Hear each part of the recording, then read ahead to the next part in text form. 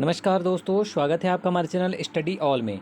दोस्तों आपकी एग्ज़ाम वर्ग 3 एमपीटेट वर्ग 3 की तैयारी दोस्तों हम लगातार कराते आ रहे हैं, जिसका दोस्तों यह मॉडल पेपर 35 होने वाला है। जी हाँ दोस्तों, मॉडल नंबर 35 होने वाला है, जिसमें दोस्तों आज हमने बाल विकास से संबंधित 30 प्रश्न और गणित पेडागोजी से संबंधित टोटल 30 प्रश्न, इस प्रकार दोस्तों 60 नंबर का टोटल आपका आज का मॉडल पेपर होगा, जिसमें दोस्तों काफ़ी इंपॉर्टेंट क्वेश्चन गणित पेडागोजी के ऐसे क्वेश्चन शामिल किए हैं दोस्तों जो एग्जाम में पूछे जाते हैं बार बार। ठीक है, और दोस्तों बाल विकास के भी आपको टॉप सिलेक्टेड क्वेश्चन देखने को मिलेंगे हमारे इस मॉडल पेपर में। तो चलिए दोस्तों बिना किसी देरी के स्टार्ट करते हैं वीडियो।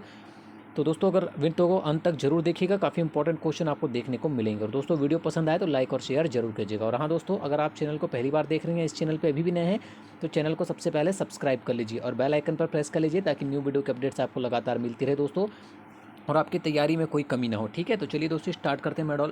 यह मॉडल पेपर हमारा दोस्तों 35वां मॉडल पेपर है। ठीक है, जिसमें टोटल 60 क्वेश्चन आपको देखने मिलेंगे। दोस्तों आगे भी हम आपके लिए बहुत से मॉडल पेपर और लेकर आएंगे, जिससे कि दोस्तों आपकी तैयारी अच्छे से चलती रहे। ठीक है, तो पहला प्रश्न देख लेते हैं दोस्तों आज क्या है। चिंतक का मानना है कि, आपको बताना है दोस्तों कि वह चिंतक कौन से हैं जिनका मानना है कि बालक को प्रकृतिवाद के माध्यम से स्वयं ही सीखने का अवसर देना चाहिए। बहुत ही अच्छा क्वेश्चन दोस्तों, एग्जाम में रिपीटेड क्वेश्चन है। ठीक है, ये हमारे सभी क्वेश्चन दोस्तों सिलेक्टेड क्वेश्चन होते हैं, जो कि एग्जाम में पहले पूछे गए होते हैं, और ऐसे क्वेश्चन होते हैं जिनकी पूरी संभावना होती है कि वो एग्जाम में जरूर पूछे जाएंगे। ठीक है, आपको बताना है कि वह चिंतक कौन से हैं जिनका मानना है कि बालक को प्रकृतिवाद के माध्यम से स्वयं ही सीखने का अवसर देना चाहिए। रूसो का मानना है, जॉन डीवी का मानना है, इवॉन इलिच का मानना है, या फ्रेरे का मानना है। तो दोस्तों यह मानना है रूसो का। ठीक है, किसका मानना है? रूसो का मानना है कि बालक को प्रकृतिवाद के माध्यम से स्वयं ही सीखने का अवसर प्रदान करना चाहिए या अवसर देना चाहिए। ठीक है, इसका मानना है, याद रखिएगा, रूसो का। तो ऑप्शन नंबर फर्स्ट दोस्तों आपका आंसर हो जाएगा। ठीक है, सेकंड नंबर क्वेश्चन देख लेते हैं। किसी व्यक्ति को सामाजिक दृष्टि से स्वीकृत कार्य करने हेतु कौन सी प्रेरक प्रेरणा देता है? आपको बताना दोस्तों कि अगर कोई व्यक्ति है जिसको सामाजिक दृष्टि से स्वीकृत कार्य करना है, तो उसे कौन सा प्रेरक है जो उसे प्रेरणा प्रदान करता है? ठीक है, उपलब्धि प्रेरक, आक्रोश प्रेरक, स्वीकृति प्रेरक, या शक्ति प्रेरक। तो दोस्तों अगर किसी व्यक्ति को सामाजिक दृष्टि से अगर स्वीकृत कार्य करना है, तो दोस्तों उसे स्वीकृति, ठीक है, स्वीकृति प्रेरक जो है वो उसे प्रेरणा देता है कि वो उस कार्य को करे। ठीक है, तो ऑप्शन नंबर थर्ड आपका आंसर हो जाएगा दोस्तों, स्वीकृति प्रेरक आपका आंसर हो जाएगा। ठीक है, वह कारक जो किसी बालक के कार्य करने के उत्साह को बढ़ाता या घटाता है, उसे क्या कहते हैं? बहुत ही अच्छा क्वेश्चन है दोस्तों, आपको बताना है कि वह कारक कौन सा है। अधिगम, स्वधारणा, अभिप्रेरणा, या इनमें से कोई नहीं। तो दोस्तों वह कारक है अभिप्रेरणा। ठीक है, जो किसी बालक के कार्य करने के उत्साह को या तो बढ़ा देता है या तो उत्साह को घटा देता है। ठीक है दोस्तों, बहुत ही इंपॉर्टेंट क्वेश्चन है ये क्वेश्चन दोस्तों, एग्जाम में बार बार देखने को मिलता है। ठीक है, तो इस क्वेश्चन को याद रखिएगा, वह कारक कौन सा है दोस्तों? अभिप्रेरणा। ठीक है, मनोविज्ञान की दृष्टि से सीखने का अर्थ है विषय वस्तु का ज्ञान, विषय वस्तु को रट लेना, व्यवहार में वांछित परिवर्तन आना, या व्यवहार में गिरावट। तो दोस्तों मनोविज्ञान की दृष्टि से जो सीखने का अर्थ होता है, ठीक है, ये क्वेश्चन दोस्तों एग्जाम में बार बार पूछा जाता है। व्यवहार में वांछित परिवर्तन आना ही मनोविज्ञान की दृष्टि से सीखने का अर्थ होता है। ठीक है, क्या होता है अर्थ? व्यवहार में वांछित परिवर्तन आना। तो ऑप्शन नंबर थर्ड दोस्तों याद रखिएगा, आपका आंसर हो जाएगा। ठीक है, यदि स्कूल में पूरे समय तक बच्चों को शिक्षा कार्यक्रमों में पूरी तरह से व्यस्त रखा जाए, तो आपके अनुसार निम्न में से कौन सी समस्या पैदा ही नहीं होगी? गृह कार्य देने की आवश्यकता नहीं पड़ेगी, छात्रों को स्कूल के बाद ट्यूशन पढ़ाने की जरूरत नहीं होगी, या अनुशासनहीनता पैदा नहीं होगी? तो दोस्तों यदि स्कूल में पूरे समय तक बच्चों को शिक्षा कार्यक्रम में पूरी तरह व्यस्त रखा जाए, तो इससे दोस्तों, ठीक है ना, ये दोस्तों यहाँ पर है, ठीक है ना, तो अनुशासनहीनता जो है दोस्तों वो पैदा नहीं होगी। ठीक है ना, अनुशासनहीनता जो है, अगर बच्चों को पूरे समय तक स्कूल में व्यस्त रखा जाए तो अनुशासनहीनता जो दोस्तों वो पैदा नहीं होगी। ठीक है, बालकों में अधिगम के विकास में निम्न में से सबसे महत्वपूर्ण क्या है? आपको बताना दोस्तों कि बालकों में अधिगम के विकास में निम्न में से सबसे महत्वपूर्ण क्या है? व्यस्त विद्यालय कार्यक्रम, अधिक पाठ्य पुस्तकें, अधिगम प्रेरित उत्प्रेरित वातावरण, या उत्सुक माता पिता। तो दोस्तों बालकों के अधिगम, ठीक है, बालकों में अधिगम के विकास में निम्न में से जो सबसे महत्वपूर्ण होता है दोस्तों, याद रखिएगा, वो होता है अधिगम उत्प्रेरित वातावरण। ठीक है ना, बालकों में अधिगम के विकास हेतु अधिगम उत्प्रेरित वातावरण सबसे महत्वपूर्ण होता है। ठीक है ना, याद रखिएगा, ऑप्शन नंबर थर्ड आपका आंसर हो जाएगा। ठीक है, अंतर्भूत अभिप्रेरणा का आशय है कि बालक, आपको बताना है दोस्तों कि अंतर्भूत प्रेरणा का अंतर्भूत अभिप्रेरणा का आशय क्या होता है?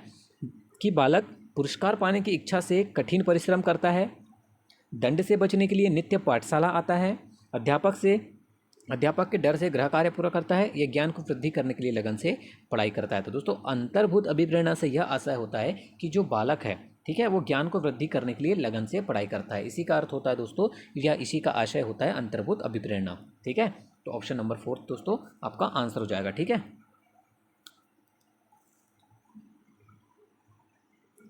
एक पौधे का वंशक्रम उसके बीज में निहित है और उसके पोषण का दायित्व उसके वातावरण पर है। यह किसका कथन है? आपको बताना दोस्तों कि एक पौधे का जो वंशक्रम है वो उसके बीज में निहित होता है, ठीक है, और उसके पोषण का जो दायित्व है उसके वातावरण पर होता है। तो यह कथन किसके द्वारा दिया गया है? एने एनास्टेसी के द्वारा, हॉलैंड के द्वारा, वुडवर्थ के द्वारा, या कैमरॉन के द्वारा? तो उपरोक्त कथन जो है दोस्तों ये दिया गया है कैमरॉन के द्वारा। ठीक है ना, काफ़ी इंपॉर्टेंट क्वेश्चन है, ये भी याद रखिएगा, एग्जाम में पूछा जा सकता है। ठीक है, लैटिन भाषा के किस शब्द से व्यक्तित्व शब्द की उत्पत्ति हुई है? आपको बताना है दोस्तों कि वह लैटिन भाषा का कौन सा शब्द है जिससे व्यक्तित्व शब्द की उत्पत्ति हुई है। ये भी क्वेश्चन दोस्तों मोस्ट एमपी। ठीक है, पर्सन, परसोना, कुआं या पर्सनल? तो दोस्तों जिस लैटिन भाषा के शब्द से व्यक्तित्व शब्द की जो उत्पत्ति हुई है वो है दोस्तों परसोना। ठीक है, परसोना शब्द एक लैटिन शब्द है जिसका अर्थ होता है व्यक्तित्व। ठीक है, तो याद रखिएगा, ऑप्शन नंबर 2 आपका आंसर हो जाएगा। शैशव अवस्था, ये शैशव अवस्था है, ठीक है दोस्तों, शैशव अवस्था में बालक में क्या पाया जाता है? अनुकरण करना, सहयोग लेना, आश्रितता, या उपरोक्त में से कोई नहीं? दोस्तों शैशव अवस्था ऐसी अवस्था होता है जिसमें दोस्तों बालक में आश्रितता का गुण पाया जाता है। ठीक है, क्या पाया जाता है? आश्रितता का गुण पाया जाता है शैशव अवस्था में बालक में। ठीक है, तो ऑप्शन नंबर 3 आपका आंसर हो जाएगा।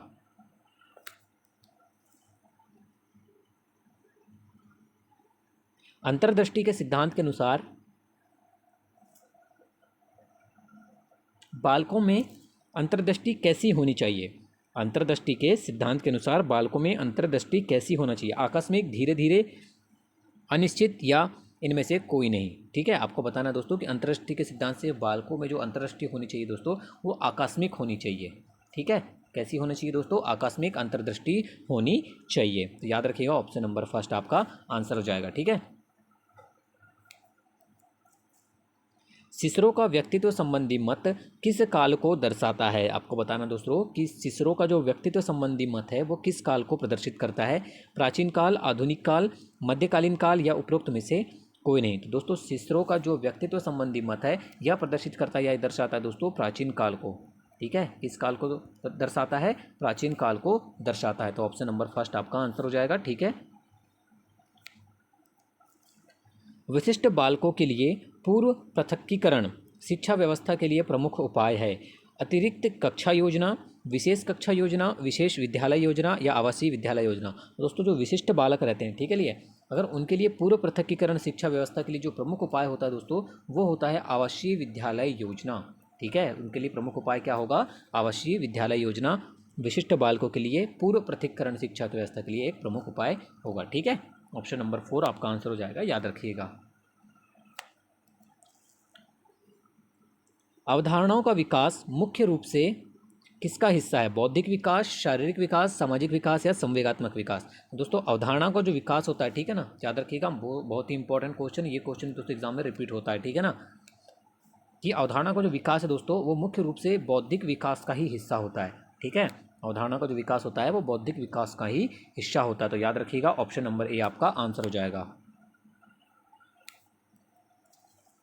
स्किनर द्वारा प्रतिपादित पुनर्बलन सिद्धांत की विचारधारा यह है कि, आपको बताना है दोस्तों कि स्किनर जो पुनर्बलन का सिद्धांत को प्रतिपादित किया है उनकी विचारधारा है कि सही उत्तर पर पुनर्बलन देने से आगे सही उत्तर देने की संभावना और बढ़ जाती है।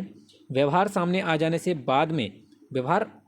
जाने के बाद पुनर्बलन दिया जाता है, पहले नहीं, ए एवं बी या दोनों। दोस्तों स्किनर के द्वारा जो प्रतिपादित पुनर्बलन का सिद्धांत है उसकी विचारधारा यह है दोस्तों कि सही उत्तर पर पुनर्बलन देने से आगे के उत्तर सही देने की संभावना बढ़ जाती है और व्यवहार सामने आ जाने के बाद पुनर्बलन दिया जाता है, पहले नहीं। दोनों ही कथन स्किनर के द्वारा प्रतिपादित पुनर्बलन सिद्धांत की विचारधारा के अंतर्गत आते हैं। ठीक है, तो ऑप्शन नंबर 3 आपका आंसर हो जाएगा दोस्तों, ए और बी दोनों। ठीक है, निम्न में से नवीन ज्ञान की प्राप्ति किस से होती है? ज्ञान स्थानांतरण के द्वारा, रटने के द्वारा, अनुभव द्वारा, नवीन अर्थ ढूंढने के द्वारा या उपरोक्त में से कोई नहीं। तो दोस्तों निम्न में से जो नवीन ज्ञान की प्राप्ति होती है, ठीक है ना, वो होती है दोस्तों, सभी को पता है किसके द्वारा होती है, अनुभव द्वारा, नवीन अर्थ ढूंढने के द्वारा नवीन ज्ञान की प्राप्ति होती है। ठीक है, तो ऑप्शन नंबर 3 आपका आंसर हो जाएगा। बालक के निजी व्यवहार का अंकन करने में कौन सी विधि सहायक है? आपको बताना दोस्तों कि बालक के निजी व्यवहार का अंकन करने में कौन सी विधि है जो सहायक होती है। नियंत्रित निरीक्षण विधि, मनोभौतिक की विधि, चिकित्सालय की विधि या आत्मनिष्ठ की विधि। तो दोस्तों बालक के अगर निजी व्यवहार का अंकन करना है, ठीक है ना, अगर या आकलन करना है, तो इसके लिए दोस्तों जो विधि सबसे सहायक होगी या जो सब विधि सबसे उपयुक्त होगी, नियंत्रित निरीक्षण विधि होगी वो। ठीक है, कौन सी विधि होगी? नियंत्रित निरीक्षण विधि जो होगी दोस्तों सबसे सहायक विधि होगी। तो ऑप्शन नंबर फर्स्ट आपका आंसर हो जाएगा नियंत्रित निरीक्षण विधि। ठीक है, व्यक्तित्व शब्द की उत्पत्ति किस भाषा से हुई है? यूनानी, लैटिन, जर्मनी या संस्कृत। दोस्तों इससे पहले हमें अभी एक क्वेश्चन पढ़ा था कि एक शब्द है लैटिन शब्द, ठीक है ना, कौन सा? पर्सोना, जिससे व्यक्तित्व शब्द की उत्पत्ति हुई है। तो आपका आंसर क्या हो जाएगा? Option number second. ठीक है ना, याद रखिएगा, ऑप्शन नंबर सेकंड आपका आंसर हो जाएगा। ठीक है, व्यक्तित्व को प्रायः किस रूप में परिभाषित किया गया है? जैविक, मनोयोनी, मनोशारीरिक या जैव रसायन। तो दोस्तों व्यक्तित्व को प्रायः जिस रूप में परिभाषित किया गया है दोस्तों, वो किया गया है मनोशारीरिक रूप में। ठीक है ना, ऑप्शन नंबर 3 आपका आंसर हो जाएगा। ठीक है, किसी बालक में शैक्षिक पिछड़ेपन की पहचान करने के लिए अनिवार्य तत्व है। आपको बताना है दोस्तों कि अगर किसी भी बालक में शैक्षिक पिछड़ेपन को अगर पहचानना है तो उसके लिए उसमें अनिवार्य तत्व कौन कौन से होने चाहिए? अनुवांशिकता की जांच, वातावरण का प्रभाव, बुद्धि परीक्षण या इनमें से कोई नहीं। दोस्तों ये भी एग्जाम में बार बार पूछा गया दोस्तों ये क्वेश्चन। तो सभी को पता है कि किसी बालक में अगर शैक्षिक पिछड़ेपन की पहचान करना है तो दोस्तों उसमें अनिवार्य तत्व जो है वो दोस्तों वो बुद्धि परीक्षण होगा। ठीक है, उसके बुद्धि परीक्षण के द्वारा ही उसके शैक्षिक पिछड़ेपन की पहचान की जा सकेगी। तो ऑप्शन नंबर 3 आपका आंसर हो जाएगा। ठीक है,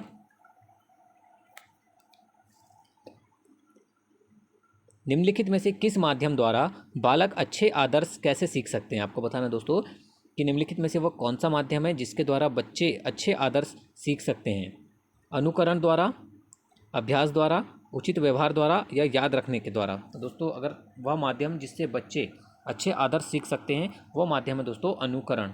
ठीक है ना, अगर बच्चे अच्छे चीज़ों का अनुकरण करते हैं तो उनमें आदर्श भी अच्छे ही होते हैं। ठीक है, तो ऑप्शन नंबर फर्स्ट आपका आंसर हो जाएगा अनुकरण द्वारा। संवेगों को प्रशिक्षित करने की सर्वोच्च विधि है। आपको बताना दोस्तों कि संवेगों को प्रशिक्षित करने की सर्वोच्च विधि निम्नलिखित में से कौन सी है? परिश्रमशीलता, दमन, रेचन या मार्ग अंतरीकरण। दोस्तों संवेगों को प्रशिक्षित करने की जो सबसे सर्वोच्च विधि दोस्तों वो है रेचन। ठीक है, कौन सी विधि है? रेचन विधि है संवेगों को प्रशिक्षित करने की सर्वोच्च विधि। ठीक है, 23 नंबर क्वेश्चन है, कक्ष में सफल शिक्षण हेतु एक शिक्षक को कक्षा का वातावरण कैसा रखना चाहिए? शांत, भयमुक्त, उल्लासपूर्ण या नीरस। तो दोस्तों कक्ष में अगर सफल परीक्षण हेतु एक शिक्षक को जो कक्षा का वातावरण रखना चाहिए दोस्तों भयमुक्त रखना चाहिए। ठीक है, किसी भी बच्चे के अंदर भय नहीं होना चाहिए, किसी प्रकार का डर नहीं होना चाहिए, उसी के द्वारा कक्ष में सफल शिक्षण हो सकता है। ठीक है, तो ऑप्शन नंबर सेकंड दोस्तों आपका आंसर हो जाएगा, भयमुक्त वातावरण होना चाहिए। ठीक है, किसी क्रिया को बार बार दोहराने से उसका संबंध दृढ़ हो जाता है, थार्नडाइक के किस नियम पर आधारित है? तत्परता का नियम, प्रभाव का नियम, अभ्यास के नियम पर या इनमें से कोई नहीं। तो दोस्तों अगर किसी क्रिया को बार बार दोहराने से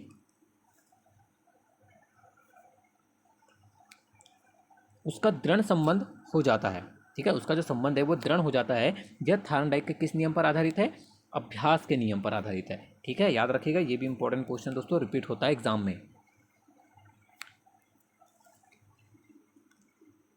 एक बालक ने एक बिल्ली है दोस्तों, ठीक है ना, ये इसको बिल्ली है, ये थोड़ा गलती से बिजली हो गया है। एक बालक ने एक बिल्ली को डंडे से मारकर भगा दिया। अब जब भी वह बिल्ली बालक को देखेगी तो उसमें वह क्या करेगी दोस्तों? मतलब वो क्या सीख गई? एक बार अगर उसको बच्चे ने डंडे से मारा तो ठीक है, वो किसके द्वारा सीख गई, और वो जब भी बिल्ली उसको देखेगी तो वो क्या होगी, भाग जाएगी। ठीक है, तो उसमें कौन सी प्रवृत्ति आ गई, अनुकरण प्रवृत्ति द्वारा सीख गई वो, संबद्ध सहज क्रिया द्वारा सीखना, या सूर्य द्वारा सीखना, या प्रयास एवं त्रुटि द्वारा सीखना। दोस्तों अगर एक बालक ने अगर बिल्ली को डंडे से मारा है, ठीक है ना, तो अब वह बिल्ली जब भी उस बालक को देखेगी तो वो तुरंत ही भाग जाएगी। दोस्तों वह क्या सीख गई है, संबद्ध सहज क्रिया द्वारा सीखना। ठीक है, संबद्ध सहज क्रिया द्वारा वह सीख गई है कि अगर ये बच्चा मुझे फिर से देखेगा तो ये फिर से मुझे मारेगा। ठीक है, तो ऑप्शन नंबर सेकंड आपका आंसर हो जाएगा। कार्यात्मक प्रतिबद्धता सिद्धांत प्रतिक्रिया में मुख्य कारक निम्न में से कौन सा है। आपको बताना है कि कार्यात्मक प्रतिबद्ध सिद्धांत प्रतिक्रिया में मुख्य कारक निम्नलिखित में से कौन सा होता है, आकृतिकरण, पुनर्बलन, बहिर्गमन या स्वतः आपूर्ति। दोस्तों कार्यात्मक प्रतिबद्धता, ठीक है, सिद्धांत में जो प्रतिक्रिया में मुख्य कारक जो होता है दोस्तों वो होता है, याद रखिएगा, पुनर्बलन। ठीक है, कौन सा होता है मुख्य कारण, पुनर्बलन होता है। तो ऑप्शन नंबर सेकंड आपका आंसर हो जाएगा। बाल्यावस्था में व्यक्तित्व होता है उभयमुखी, अंतर्मुखी, बहिर्मुखी या उपयुक्त सभी। तो दोस्तों आपको पता होना चाहिए क्योंकि ये भी क्वेश्चन दोस्तों एग्जाम में पूछा जाता है बार बार। बाल्य अवस्था में जो व्यक्तित्व है दोस्तों, ठीक है, वो कैसा होना चाहिए, बहिर्मुखी होना चाहिए। ठीक है ना, कैसे होना चाहिए, बहिर्मुखी होना चाहिए। तो ऑप्शन नंबर थर्ड आपका आंसर हो जाएगा। एक अधिगमित प्रक्रिया का क्रमिक लुप्त होना क्या कहलाता है, विलोपन, सामान्यीकरण, विभेदन या अनुबंधन। तो दोस्तों एक अभिगमित प्रक्रिया का क्रमिक लुप्त होना, ठीक है, क्रमिक लुप्त होना जो है दोस्तों वो विलोपन कहलाता है। क्या कहलाता है, विलोपन कहलाता है। तो ऑप्शन नंबर फर्स्ट आपका आंसर हो जाएगा। ठीक है, अभिप्रेरणा से तात्पर्य छात्र की आंतरिक शक्ति को जागृत करना है, यह कथन किसका है, गिलफोर्ड, वैलेंटाइन, पियाजे या स्किनर। ठीक है, ये स्किनर है। आपको बताना दोस्तों कि अभिप्रेरणा से यह तात्पर्य है कि छात्र की आंतरिक शक्ति को जागृत करना। ठीक है, यह कथन दिया गया है दोस्तों गिलफोर्ड के द्वारा। ये भी क्वेश्चन दोस्तों एग्जाम में पूछा जा चुका है। ठीक है, और प्रबल संभावना है कि आपके एग्जाम में पूछा जा सकता है, तो इसको याद रखिएगा। ठीक है, गिलफोर्ड आपका आंसर हो जाएगा, ऑप्शन नंबर फर्स्ट।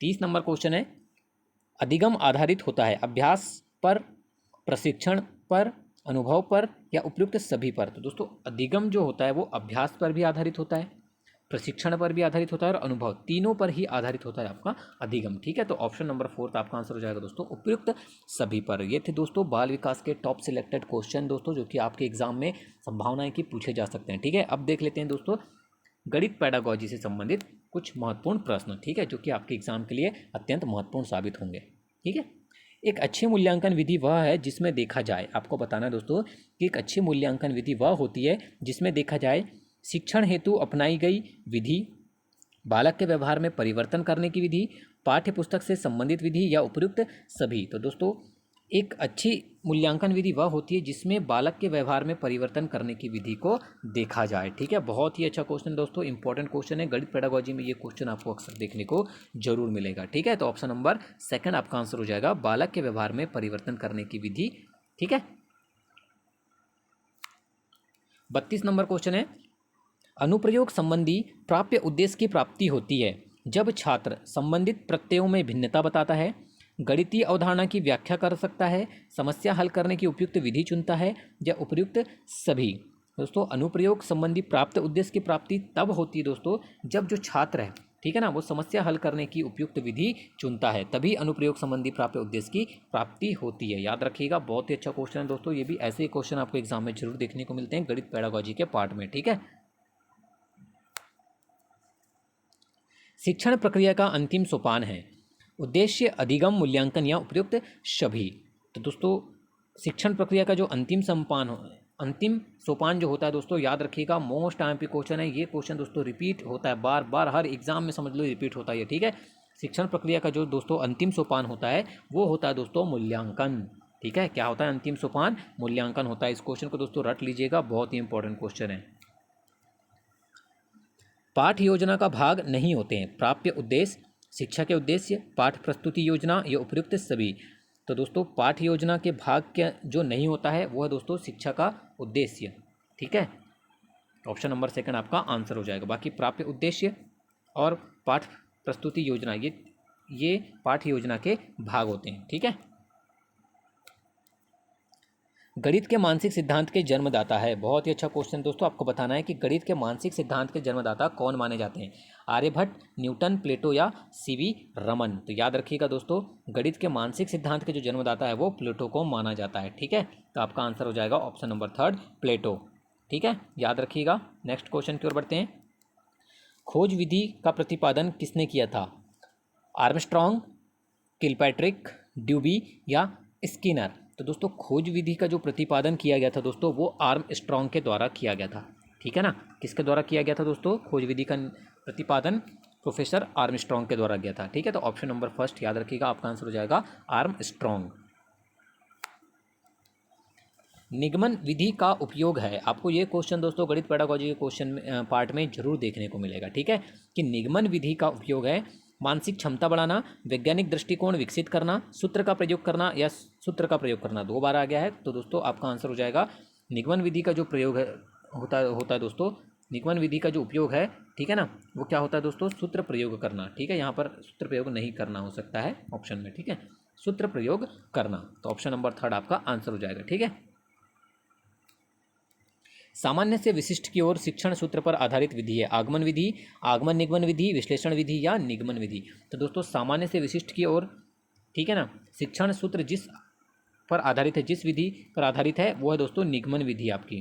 ठीक है, सामान्य से विशिष्ट की ओर शिक्षण सूत्र पर आधारित विधि कौन सी है? निगमन विधि। ठीक है, याद रखिएगा, ये क्वेश्चन तो दोस्तों देखने को ही मिलता है एग्जाम में। ठीक है, गणित की सभी शाखाओं में प्राचीनतम कौन सी है? रेखा गणित, सांख्यिकी, बीजगणित या अंकगणित। तो दोस्तों गणित की जो सभी शाखाओं में जो सबसे प्राचीनतम मानी जाती है, ठीक है ना, जो शाखा, वो है दोस्तों आपकी अंकगणित। ठीक है, अंकगणित सबसे प्राचीनतम शाखा के अंतर्गत आती है गणित में। ठीक है, तो ऑप्शन नंबर 4 आपका आंसर हो जाएगा दोस्तों अंकगणित। ठीक है, याद रखिएगा। नेक्स्ट क्वेश्चन देखते हैं। रेखा गणित में प्रायोगिक स्तर पर प्रयुक्त होने वाली शिक्षण विधि है, आपको बताना है दोस्तों वह विधि कौन सी है? प्रदर्शन विधि, आगमन विधि, निगमन विधि या उपयुक्त सभी। तो दोस्तों रेखा गणित में जो प्रायोगिक स्तर पर प्रयुक्त होने वाली जो विधि होती है दोस्तों वो प्रदर्शन विधि होती है। ठीक है, रेखा गणित में जो प्रायोगिक स्तर पर प्रयुक्त होती है विधि वह प्रदर्शन विधि होती है। ठीक है, तो याद रखिएगा, ऑप्शन नंबर फर्स्ट आपका आंसर हो जाएगा। ठीक है, गणित विषय का सबसे अधिक संबंध होता है नागरिक शास्त्र से, भूगोल से, विज्ञान के साथ या समाजशास्त्र के साथ। तो दोस्तों गणित विषय का जो सबसे अधिक संबंध होता है दोस्तों, याद रखिएगा, ठीक है ना, वो किसके साथ होता है दोस्तों? विज्ञान के साथ। ठीक है, किसके साथ होता है? विज्ञान के साथ गणित का सबसे अधिक संबंध होता है, तो ऑप्शन नंबर 3 आपका आंसर हो जाएगा। ठीक है, वह उद्देश्य जो शिक्षक गणित पढ़ाने के बाद कक्षा में ही प्राप्त कर लेता है उसे क्या कहा जाता है? मोस्ट टाइम पे क्वेश्चन है दोस्तों। ठीक है ना, इस क्वेश्चन को रट के जाइएगा कि वह उद्देश्य कौन सा है जो शिक्षक गणित पढ़ाने के बाद कक्षा में ही प्राप्त कर लेता है उसे क्या कहा जाता है? सांस्कृतिक उद्देश्य, सामाजिक उद्देश्य, पारिवारिक उद्देश्य या शिक्षण उद्देश्य। तो दोस्तों वह उद्देश्य जो शिक्षक गणित पढ़ाने के बाद ही कक्षा में ही प्राप्त कर लेता है वो होता है दोस्तों शिक्षण उद्देश्य।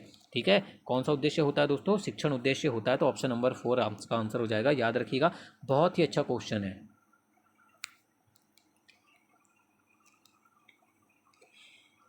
गणित शिक्षण में मूल्यांकन में ब्लूप्रिंट है विद्यालय की आधारशिला, प्रश्न पत्र निर्माण की आधारशिला, शिक्षण की आधारशिला या छात्रों की आधारशिला। काफ़ी इजी बट इंपॉर्टेंट क्वेश्चन दोस्तों कि गणित शिक्षण में जो मूल्यांकन में जो ब्लूप्रिंट होता है वो प्रश्न पत्र निर्माण की आधारशिला होता है। ठीक है, याद रखिएगा, गणित शिक्षण में जो मूल्यांकन में ब्लूप्रिंट है वह प्रश्न पत्र निर्माण की आधारशिला है। ठीक है, किस विधि के अंतर्गत यह निर्धारित किया जाता है कि पूरे अध्याय में कितने शीर्षकों के अंतर्गत व कितने कालांशों व किन किन दिनों को पढ़ाना है? इकाई योजना विधि के अंतर्गत, आगमन विधि के अंतर्गत, खोज विधि के अंतर्गत या निगमन विधि के अंतर्गत। तो दोस्तों जिस विधि के अंतर्गत यह निर्धारित किया जाता है कि पूरे अध्याय में कितने शीर्षक, ठीक है ना, कितने शीर्षकों के अंतर्गत व कितने कालांशों व किन किन दिनों को पढ़ाना है, यह किया जाता है दोस्तों इकाई योजना विधि के अंतर्गत। ठीक है ना, यह निर्धारित किसके अंतर्गत किया जाता है? इकाई योजना विधि के अंतर्गत यह निर्धारित किया जाता है, तो ऑप्शन नंबर फर्स्ट याद रखिएगा, आपका आंसर हो जाएगा। गणित के नियम व निष्कर्ष कैसे होते हैं? वस्तुनिष्ठ, सार्वभौमिक, वस्तुनिष्ठ या व सार्वभौमिक या कोई नहीं। तो दोस्तों गणित के नियम व निष्कर्ष कैसे होते हैं? वस्तुनिष्ठ भी होते हैं और सार्वभौमिक भी होते हैं। ठीक है, ऑप्शन नंबर थर्ड आपका आंसर हो जाएगा वस्तुनिष्ठ एवं सार्वभौमिक होते हैं। ठीक है। आगमन विधि का एक प्रमुख दोष है, ज्ञान अस्थायी होता है, ज्ञानार्जन बहुत धीमी गति से होता है, विषय नीरस हो जाता है, या आत्मनिर्भरता कम होती है। तो दोस्तों याद रखिएगा कि आगमन विधि का जो सबसे प्रमुख दोष होता है दोस्तों, वो होता है कि ज्ञानार्जन जो होता है दोस्तों वो बहुत ही धीमी गति से होता है। ठीक है, यह इसका एक प्रमुख दोष होता है आगमन विधि का। तो ऑप्शन नंबर सेकंड आपका आंसर हो जाएगा, ज्ञानार्जन बहुत धीमी गति से होता है। साधारणतः एक फिल्म स्ट्रिप में कितने फ्रेम होते हैं? 20 से 30 फ्रेम, 10 से 20 फ्रेम, 30 से 50 फ्रेम, या 20 से 40 फ्रेम। दोस्तों एक साधारणतः एक जो फिल्म स्ट्रिप होती है, ठीक है ना, उसमें होते हैं दोस्तों 20 से 30 फ्रेम होते हैं टोटल। ठीक है, कितने होते हैं? 20 से 30 फ्रेम होते हैं। ठीक है, तो ऑप्शन नंबर फर्स्ट याद रखिएगा, आपका आंसर हो जाएगा। इंपॉर्टेंट क्वेश्चन है दोस्तों एग्जाम की दृष्टि से। गणित सभ्यता और संस्कृति का दर्पण है, यह कथन किसका है? बेकन, हॉगबेन, लॉक या डेटन का? तो दोस्तों गणित सभ्यता और संस्कृति का ही दर्पण है, यह कथन दिया गया हॉगबेन के द्वारा। ठीक है, गणित सभ्यता और संस्कृति का दर्पण है, यह कथन किसके द्वारा दिया गया है? याद रखिएगा हॉगबेन के द्वारा दिया गया है। Option number second. 49 number question देखते हैं। प्राथमिक स्तर पर गणित का क्या महत्व है? सांस्कृतिक, सामाजिक, मानसिक या धार्मिक? तो दोस्तों प्राथमिक स्तर पर जो गणित का महत्व होता है दोस्तों, वो होता है मानसिक महत्व।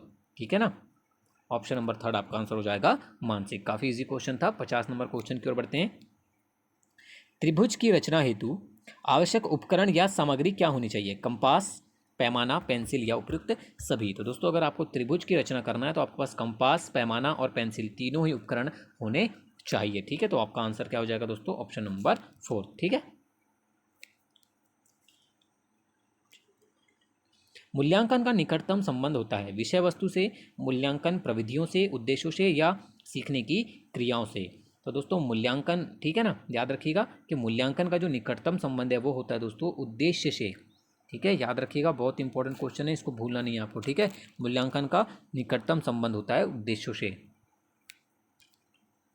उपलब्धि परीक्षण व नैदानिक परीक्षण में अंतर है? प्रकृति का, उद्देश्यों का, कठिनाई स्तर का या कोई नहीं? तो दोस्तों उपलब्धि परीक्षण व नैदानिक परीक्षण में जो अंतर होता है दोस्तों, याद रखिएगा, मोस्ट आईएमपी क्वेश्चन होगा आपके लिए, उद्देश्यों का अंतर होता है। ठीक है, उपलब्धि परीक्षण व नैदानिक परीक्षण में उद्देश्यों का अंतर होता है। तो ऑप्शन नंबर सेकंड आपका आंसर हो जाएगा। ठीक है। मनुष्य के जीवन की गतिविधियों में गणित का सर्वाधिक उपयोग होता है, वह है सामाजिक, आर्थिक, ए और बी दोनों या सांस्कृतिक? तो मनुष्य के जीवन में दोस्तों, ठीक है ना, मनुष्य के जीवन की जो गतिविधियां होती है उसमें गणित का जो सर्वाधिक प्रयोग होता है दोस्तों, वो सामाजिक और आर्थिक दोनों जगह पर होता है। ठीक है, तो ऑप्शन नंबर थर्ड आपका आंसर हो जाएगा। ठीक है। कौन सा कार्य अध्यापक से संबंधित नहीं है? बजट बनाना, योजना, मार्गदर्शन या शिक्षण? दोस्तों सभी को पता है, काफ़ी इजी क्वेश्चन है। बजट बनाना जो होता है वो अध्यापक के कार्य के अंतर्गत नहीं आता है। बाकी योजना बनाना, मार्गदर्शन करना और शिक्षण देना, ये तीनों ही आपके अध्यापक के कार्य होते हैं। ठीक है। सर्वाधिक प्रभावशाली शिक्षण सामग्री है? अप्रक्षेपित, प्रक्षेपित, प्रत्यक्ष अनुभव या कोई नहीं? तो दोस्तों सर्वाधिक प्रभावशाली शिक्षण सामग्री के अंतर्गत जो ऑप्शन आएगा आंसर आपका, वो है दोस्तों प्रत्यक्ष अनुभव। ठीक है, सर्वाधिक प्रभावशाली शिक्षण सामग्री कौन सी है? प्रत्यक्ष अनुभव। तो ऑप्शन नंबर 3 आपका आंसर हो जाएगा प्रत्यक्ष अनुभव। वस्तुनिष्ठ परीक्षण की सर्वाधिक महत्वपूर्ण विशेषता है? विश्वसनीयता, वैधता, वस्तुनिष्ठता या वैधता? ये 2 बार आ गया है दोस्तों। ठीक है, वस्तुनिष्ठ परीक्षण की जो सबसे महत्वपूर्ण विशेषता होती है दोस्तों, याद रखिएगा, वो होती है वैधता। ठीक है ना, आपको यहाँ 2 बार दे दी गया है, उससे कोई मैटर नहीं करता। आपको याद रखना है कि जो वस्तुनिष्ठ परीक्षण की जो महत्वपूर्ण विशेषता है वो वैधता होती है। ठीक है, आपको यहाँ एक और कोई सा भी दूसरा ऑप्शन दे सकता है। विशिष्ट से सामान्य तथा स्थूल से सूक्ष्म की ओर शिक्षण सूत्र पर आधारित विधि है? तो याद रखिएगा दोस्तों कि विशिष्ट से सामान्य तथा स्थूल से सूक्ष्म की ओर जो शिक्षण सूत्र पर जो आधारित विधि है दोस्तों, वो है आपकी आगमन विधि। ठीक है, कौन सी विधि है? आगमन विधि। तो ऑप्शन नंबर फर्स्ट आपका आंसर हो जाएगा। ठीक है।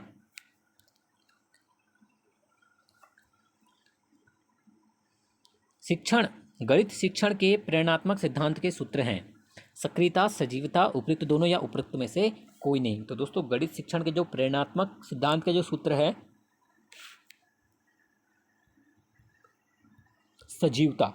ठीक है, गणित शिक्षण के जो प्रेरणात्मक सिद्धांत के जो सूत्र हैं दोस्तों वह है सजीवता। ठीक है, तो ऑप्शन नंबर सेकंड आपका आंसर हो जाएगा। गणित शिक्षण के लिए पाठ्य योजना का निर्माण करना आवश्यक है। शिक्षकों को पाठ याद होता है, विषय वस्तु का विकास सुव्यवस्थित ढंग से किया जाता है, छात्रों की कमजोरियों का पता लगता है, या विषय का गुण अध्ययन कराया जा सकता है। तो दोस्तों गणित शिक्षण के लिए पाठ्य योजना का निर्माण इसलिए आवश्यक होता है जिससे विषय वस्तु का विकास सुव्यवस्थित ढंग से किया जा सके। ठीक है, याद रखिएगा, गणित शिक्षण के लिए पाठ्य योजना का निर्माण इसलिए किया जाता है दोस्तों, या इसलिए आवश्यक होता है कि विषय वस्तु का विकास सुव्यवस्थित ढंग से किया जाता है। ठीक है, तो ऑप्शन नंबर सेकंड आपका आंसर हो जाएगा। ठीक है, चलिए 60 नंबर क्वेश्चन देख लेते हैं। आज का अंतिम क्वेश्चन है, रेखागणित में कौन से आयाम को प्रमुख स्थान दिया जाता है? आकार, विस्तार, स्थिति या उपयुक्त सभी। तो दोस्तों सभी को पता है कि रेखागणित में आकार, विस्तार और स्थिति तीनों को ही प्रमुख स्थान दिया जाता है। ठीक है, तो आपका आंसर क्या हो जाएगा? उपयुक्त सभी। रेखागणित में आकार, विस्तार और स्थिति तीनों ही आयामों को प्रमुख स्थान दिया जाता है। ठीक है, वीडियो को अंत तक देखने के लिए धन्यवाद दोस्तों। अगर वीडियो पसंद आई हो तो लाइक और शेयर जरूर कीजिएगा, और दोस्तों इसी तरह की वीडियो पाने के लिए हमारे चैनल को सब्सक्राइब जरूर कीजिएगा। धन्यवाद।